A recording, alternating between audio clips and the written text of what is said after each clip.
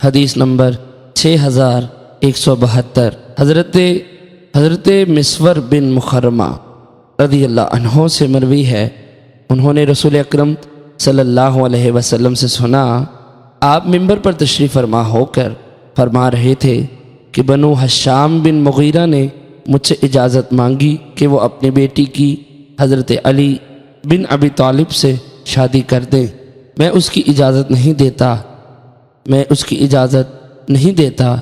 میں اس کی اجازت نہیں دیتا۔ ہاں، اگر ابن ابی طالب چاہیں تو میری بیٹی کو طلاق دے دیں۔ حدیث نمبر 6173 حضرت مسور بن مخرمہ رضی اللہ عنہ بیان کرتے ہیں کہ رسول اکرم صلی اللہ علیہ وسلم نے فرمایا، یا فاطمہ میرے ہی گوشت کا ٹکڑا ہے، جو چیز اس کو ایذا دے وہ مجھے اذیت پہنچاتی ہے۔ حدیث نمبر 6174 حضرت علی بن حسین رضی اللہ عنہ بیان کرتے ہیں کہ جب وہ حضرت حسین رضی اللہ عنہ کی شہادت کے بعد یزید بن معاویہ کے پاس سے مدینہ منورہ آئے تو ان کی حضرت مسور بن مخرمہ رضی اللہ عنہ سے ملاقات ہوئی۔ حضرت مسور بن مخرمہ نے فرمایا، اگر آپ کو مجھ سے کوئی کام ہو تو بتائیے۔ حضرت علی بن حسین فرماتے ہیں، میں نے ان سے کہا نہیں۔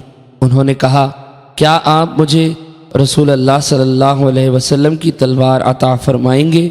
کیونکہ مجھے ڈر ہے کہ قوم آپ پر غالب آ جائے۔ اللہ کی قسم، اگر مجھے یہ تلوار دیں گے تو جب تک میرے جسم میں جان ہے اس کو مجھ سے کوئی نہیں لے سکے گا۔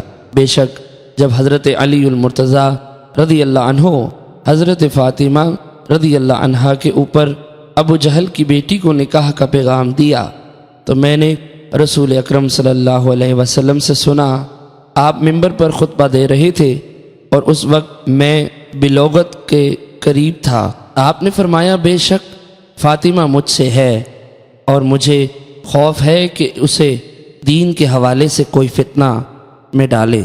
فرماتے ہیں پھر حضور علیہ السلام نے بنو عبد الشمس میں اپنے ایک داماد کا ذکر فرمایا اور اس کی تعریف کی۔ آپ نے فرمایا، اس نے مجھ سے جو کچھ کہا سچ کہا اور مجھ سے جو وعدہ کیا اسے پورا کیا۔